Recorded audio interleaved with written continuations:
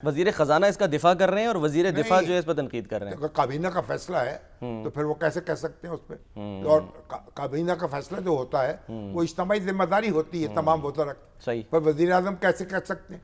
उन्होंने नोटिस ले लिया, जब वहाँ सारे प्रोसेस में होके ये सारा मंजूरी दी गई, नोटिफिकेशन जारी किया गया, तो इस तरह से अब ये तनख्वाह जो है इनकी 13 लाख जी हाँ से 1.5 गुना हो गई। आप देखें ना कितनी हो गई सर, ये तो काफी कई गुना हो गई, 8 20 गुना हो लाख गई। के करीब। हाँ जी, 20 लाख के करीब।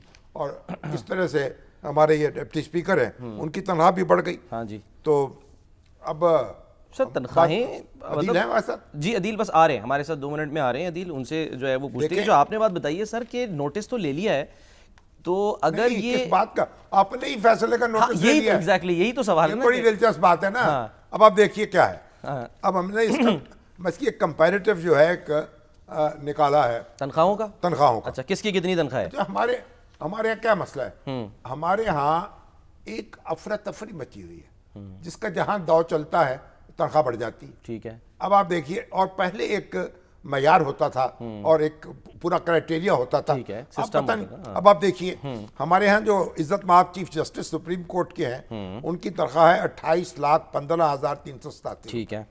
जो सुप्रीम कोर्ट के जज हैं उनकी तनख्वाह 27,47,361। मामूली फर्क है, मामूली ठीक। फर्क है, क्योंकि ऑनरेबल चीफ जस्टिस जो हाई कोर्ट के हैं उनकी तनख्वाह 26,53,418 रुपए है। सही है, ये भी मामूली ऑनरेबल हाई कोर्ट के जजेस हैं वो हैं 26,06,996। 50,000 कम है उनकी। अच्छा, जो वफाकी सेक्रेटरी हैं उनकी तनख्वाह है 8,18,948। जो चीफ सेक्रेटरी हैं उनकी तनख्वाह है 14,01,677 सही है। जो आईजी पुलिस हैं उनकी तनख्वाह है 10,45,101 रुपए। अब जो मेंबर नेशनल असेंबली हैं और सेनेट हैं उनकी तनख्वाह है 7,05,000 रुपए। जो मेंबर पंजाब असेंबली हैं वो 4,85,000 रुपए। जो मेंबर बलूचिस्तान असेंबली हैं 4,40,000 रुपए। तो अब आप मुझे बताइए कि ये जो मेंबर ये जो आप sir member national assembly Balochistan assembly हैं हाँ। वो भी 4,65,000 रुपए। हाँ। अभी ये जो हालिया इजाफे के बाद है ना, जो हाँ जी, हालिया और इजाफा हुआ है।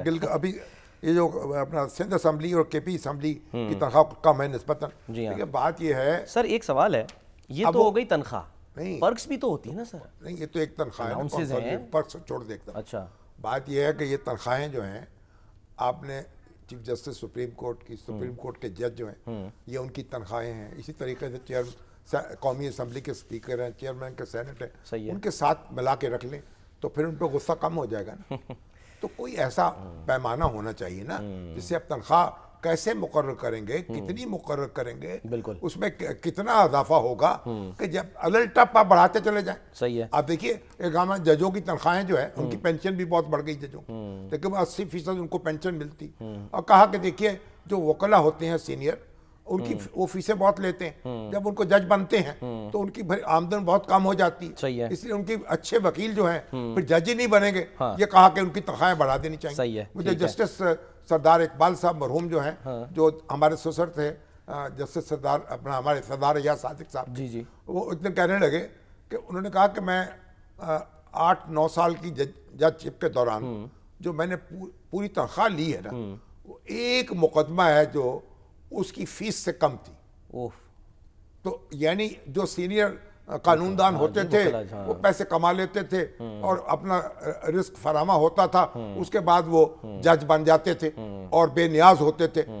इसलिए अब ये मामलात हैं तो इन पे बैठ के बजाय इसके हाहाकार मचाई जाए, कभी सेनेट व चेयरमैन के पीछे पड़ जाए, कभी स्पीकर के पीछे पड़ जाए, कभी वजीर आजम नोटिस ले लें, कभी अपने किए हुए फैसले जो हैं सर ये माजरा है क्या? अदील सलाम अलैकुम जी। जी वालेकुम सलाम। और भाई मेरे, जब ये सारा काम जो है, ये नोटिफिकेशन जारी हुआ है हुकूमत की तरफ से, काबीना में जाहिर है इसका फैसला हुआ होगा, वजीर आजम ने इसकी मंजूरी दी होंगी, तो फिर अब ये हंगामा क्या है फिर? शामी साहब, ये हुकूमत अब इसकी ऑनरशिप नहीं ले रही। अच्छा, ये काबीना के फोरम से मंजूरी नहीं हुई, लेकिन ये वजारत पार्लिमानी अमूर ने जो नोटिफिकेशन जारी किया है 29 मई का, लेकिन हमें हमारे ज़राए ने बताया है कि जो नोटिफिकेशन जारी हुआ है जो ये हुकूमत की आशीर्वाद, हुकूमत की मंजूरी से, इसमें पार्लिमानी अमूर का सिर्फ नोटिफिकेशन जारी करने की हद तक मामला था। इसमें जो इसकी कॉम्पिटेंट अथॉरिटी थी वो वफाकी काबीना नहीं थी शामी साहब, लेकिन ये हुकूमत की रजामंदी से, उसके ग्रीन सिग्नल से ही ये हुआ है। क्योंकि वज़ीर आज़म की मर्जी के बगैर हो गया, वज़ीर आज़म की इजाजत के बगैर हो गया नोटिफिकेशन। शामी साहब ये मुमकिन नहीं है कि ये वजीर आजम की इजाजत के बगैर या मर्जी के बगैर हो जाए, और इतना बड़ा इजाफा वो इस तरह से कि शामी साहब जो ये तो चेयरमैन सेनेट और ये वजीरों ने भी तो तनख्वाहें बढ़ाई है ना, इसका कौमी असम्बली की जो वजीर हैं ये वजीरों की तनख्वाहें भी तो बढ़ी हैं। बिल्कुल बढ़ी हैं शामी साहब, बिल्कुल बढ़ी हैं। ये जो चेयरमैन सेनेट और स्पीकर की जो तनख्वाह बढ़ी है ना, ये मामला डिफरेंट है। ये मामला जो वफाकी हुकूमत यानी ये chairman and speaker salaries allowance and ये जो मरात का एक्ट है 1975, उसके तहत उसमें लिखा हुआ है कि ये वफाकी हुकूमत ने बढ़ानी है, और वफाकी हुकूमत ने वजारत पार्लिमानी अमूर के जरिए ये नोटिफिकेशन जारी किया है। ये काबीना के फोरम से ये मंजूरी नहीं हुई, लेकिन ये हमें बताया जा रहा है कि ये प्राइम मिनिस्टर की उनकी जानिब से ये ग्रीन सिग्नल के बाद ये हुआ। अच्छा, ये जो मामला है ना, ये जो वज़रा का और शामी साहब ये जो मामला है MNAs का मामला था, वो मामला होता है कौमी असम्बली की जो फाइनेंस कमेटी है, वो इसकी मंजूरी देती है।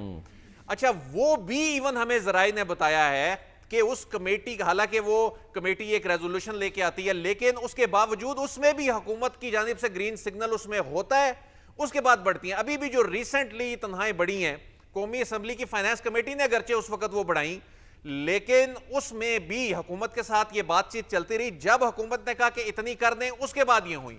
अभी ये जो नोटिफिकेशन 29 मई वाला जारी हुआ है, इस नोटिफिकेशन में ये 2,05,000 से 13 लाख रुपए, और इसके अलावा इस बेसिक पे का जो 50% है उसको अखराजाती अलाउंस में अज़ाफ़ी अलाउंस ऐड करके जो बढ़ाया गया है।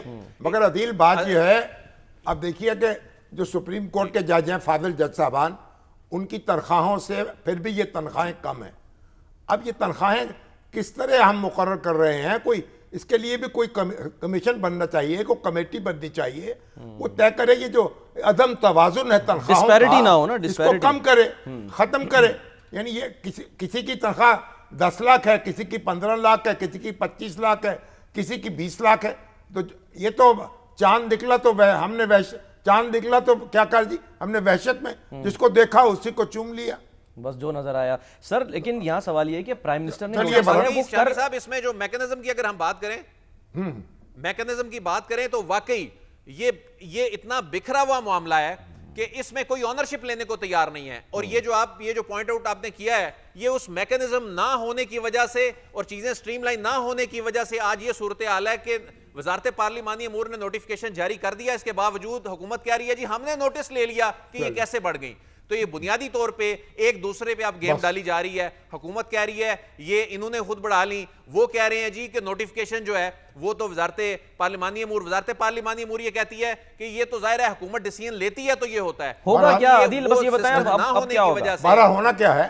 अब हुकूमत को वजाहत करनी चाहिए कि किसने मंजूरी दी है, कैसे मंजूरी हुई है जी अदील। और ये जो चेयरमैन साहब इसमें प्राइम मिनिस्टर ने अब चूंकि रिपोर्ट मांग ली है, वो रिपोर्ट आएगी और उसके बाद वो कह रहे हैं जी मैं अब इस पे फैसला करूंगा कि अब इस पे फिर क्या होगा। अब वो रिपोर्ट आने का इंतजार किया जा रहा है। देखे ना, सब लोगों की, सब जो बड़े बड़े मनसबदार हैं, सबकी तनख्वाहों में तवाजुन तो होना चाहिए ना।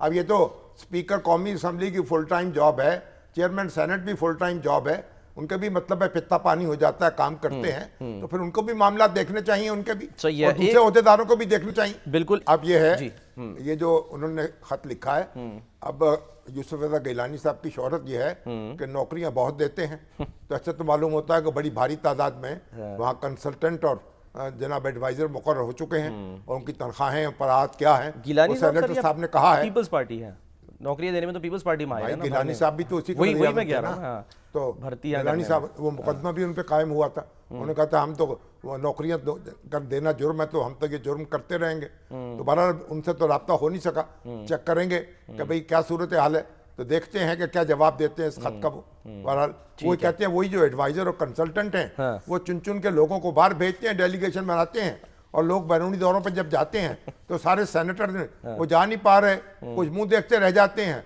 और कुछ उड़ाने भरते फिरते हैं। अंधा बाटे रेवड़ियां अपने तो अपनों को। इसलिए बहरहाल सर अंधा नहीं आंखों वाला है, आंखों वाला रेवड़ियां बांट रहा है। अच्छा। और सब भी उसी को दे रहा है जिसको देना चाहता है। ठीक है। अच्छा सर, कोई डिस्पैरिटी जो है वो ऑनलाइन कारोबार में भी आ रही है, टैक्स से उसमें मुतालिक टैक्स लगा दिया गया।